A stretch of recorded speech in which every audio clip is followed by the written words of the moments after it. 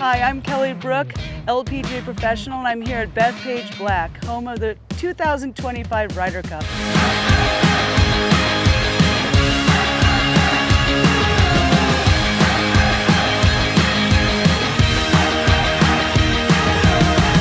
Today we're going to discuss distance control when pitching. So many times people have no idea how to control the distance when pitching.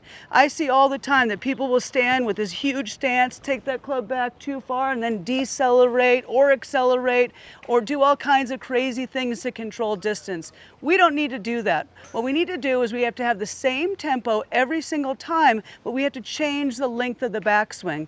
I've set up some cones here. I have a red cone at 10 yards, yellow is at 20, 30 is the orange, and the blue is at 40. All right, let's start with the setup.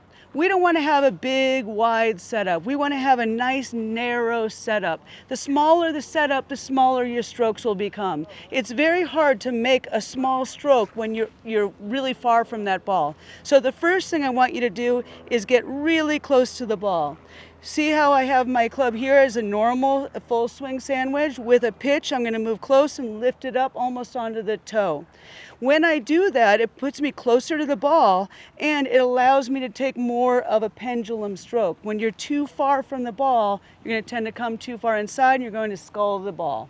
So we got to get closer to the ball. I put my feet close together. My elbows are actually bent when I set up, not straight like a full swing. And so everything's nice and compact. Now for 10 yards, I know that I've got to take my hands to about here. So for about 10 yards, let me back up. The first thing we're going to do is we're going to put your weight over on your lead foot, and forward press your hands just a little bit.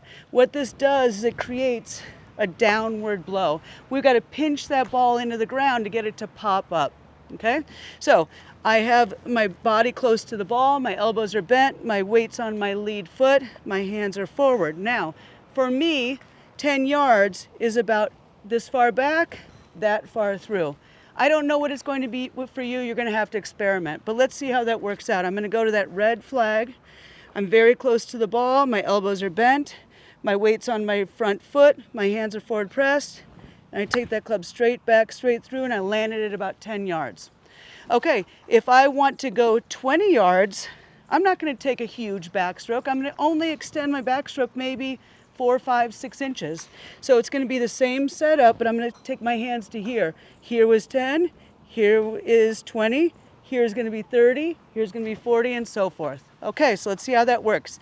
I'm going to hit one to the yellow flag, close to the ball, hands forward, weight on the front foot, and there is my 20-yard shot. Let's see what 30 is going to look like. I'm going to take my hands back another 4 or 5 inches. There is my 20-yard shot. These are working out better than I thought they would. And now my 40-yard. One thing, when I start to get to 40, 50, 60, I start to widen my stance a little bit just because the swing is getting a bit longer and I just need that stability. So I'm going to widen my feet a couple more inches and I'm going to take my hands back to about my hip. And there is my 40-yard shot. So my 40-yard was here, my 50 yards there, my 60 yards there, 70, full swing.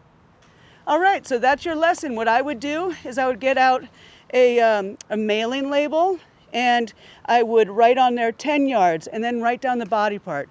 20 yards, write down the body part you're taking your hands back to. 30 yards, where you're taking your hands back to. Maybe it's your upper hip. 40 yards, 50 yards, 60 yards, 70 yards, all the way to a full swing.